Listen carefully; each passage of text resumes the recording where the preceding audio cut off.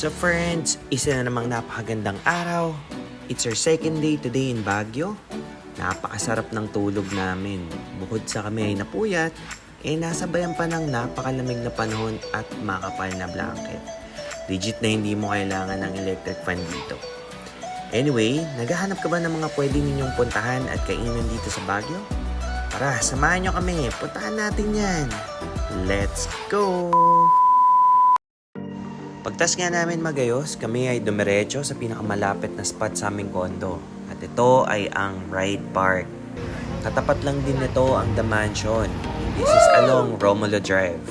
Ang pagpunta dito Okay guys, ay walang nandito kami bayad nga or sa Ride entrance fee. Park. So Ayan. may enjoy ang paglalakad dahil meron itong napakagandang view ng mahabang lagoon na perfect spot for picture taking. Ma-appreciate mo rin ang mga malalaking pine trees dito. Kaya tara, mag-ikot-ikot muna tayo guys.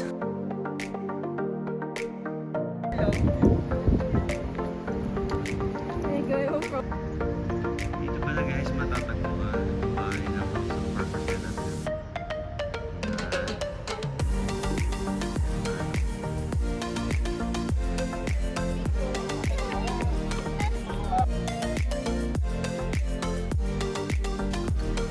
May open strawberry. Go, bitch. Ayun yung hot shot. Yung dalawa. Kay kuya yan.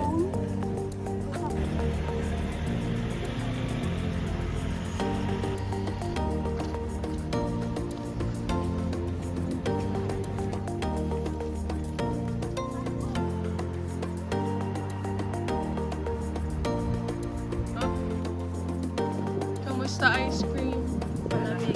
So guys, meron din nga pala ditong mga kabayo if you want to do a horseback riding. May mga bilihan din sila ng souvenirs. And of course, may pa-ice cream na strawberry and ube. Ayan. So after namin dyan sa Ride Park, kami ay dumiretso na sa may The Mansion for a quick picture taking. Saan na tayo? So friends, ayan, nandito lang ngayon sa pinakakilalang The Mansion. So dito, tumitira ang lahat ng naging presidente ng Pilipinas simula 1950, sabi dito. Ayan, so pwede kayo pumunta dito para magpa-pictures pero bawal pumasok sa loob. Bahay siya ng presidente.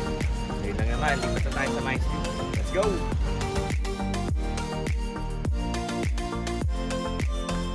Sunod nga nating pinuntahan ay ang Mines View. Buti na lang mabilis makapag-park dito.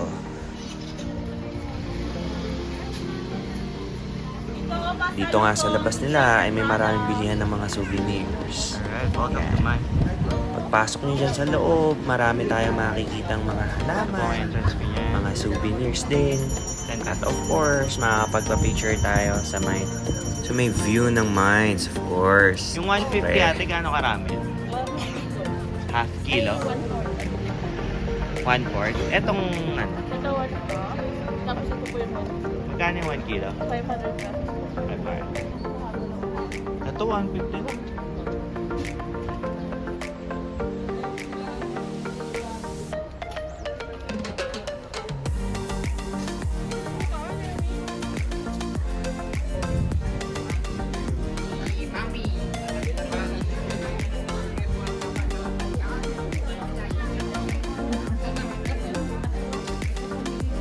Ito tayo. Isa lang ganito. Ito ang view ng Mines View. Apa may kapit ako na makauli. Alright, so guys, tapos na kami dito sa Mines View. Ayan. Medyo marami pang tao on a Monday. Pero yeah, okay naman. Yan ang mga sample na namin. Mint, thyme, strawberry plant, lemon scented. Okay, palis kami. Guys, okay ba? Okay naman. Marami kayo nakita. Marami kami exercise. Maraming exercise dito. Akit pa na. So kung pupunta kayo na commute, pwede rin guys. Kasi may gym. Meron na tayo. So ito na nga, kami ay nagmaneho na ulit pabalik ng town at kami ay napagod at nagutom. So dito nag-search kami ng mga pwedeng makainan. No? So nahanap nga namin dito sa may Upper Session Road ang isang sangyupsal na may magagandang feedback and comments from the customers. So ito ay ang Jungle Sam Grill and Restaurant. Ayan. So sila may 2 floors and sa halagang 550 pesos each person ay may enjoy nyo na ang kanilang unlimited pork, beef, shrimp, scallops at marami pang iba. No? Meron din sila ditong sushi bar, mga gulay of course, at mga lutong pagkain like japchae, fried chicken, fish tempura, at iba pa.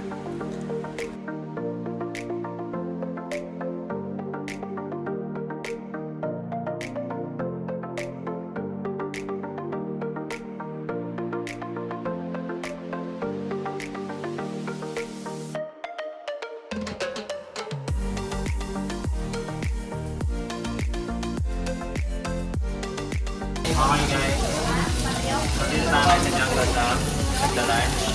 Meron tayong beef, pork, unlimited yan, before we must serve. So tayo. Luto muna kami sir. Mamaya na lang, bye-bye. Pinaka nagustuhan nga namin dito ay ang kanilang bulgogi, yung mga tin meats, yung mga side dishes, and of course, yung kanilang hipon na malalaki at juicy. Super bait and accommodating ng kanilang mga servers, kaya naman must try talaga tong lugar na to if mahilig kayo sa Sangyup. Matatagpuan pala to sila guys sa may Igorot Stairs, Upper Session Road, Baguio City. Meron silang mga parking space sa tapat at pwede rin kayo mag-park sa gilid with a minimal fee. So pagtaas namin kumain, nag-picture taking lang kami dyan, and then dumiretso na sa may Session Road para bumili ng napakasarap na strawberry cake. Dito lang yan mabibili guys sa may Biscos Bakery Shop. Pagtapos namin dyan, kami naglakad-lakad na, nag-picture taking, dumiretso kami sa may market. Dito natikman namin ang legit na Benguet Coffee. Dito yan sa Ritos Coffee Express. Supplier din sila ng mga iba't ibang coffee beans. Nandito ang contact details nila guys if you want to get supplies from them.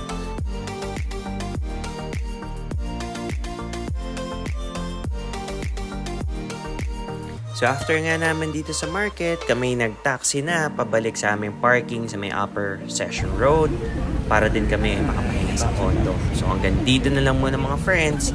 Meron pang next episode to, so stay tuned. So maraming salamat in advance sa pag-like, share, and subscribe. Laging tatandaan, stay humble, joyful, and above all, always do what makes you happy. Let's go!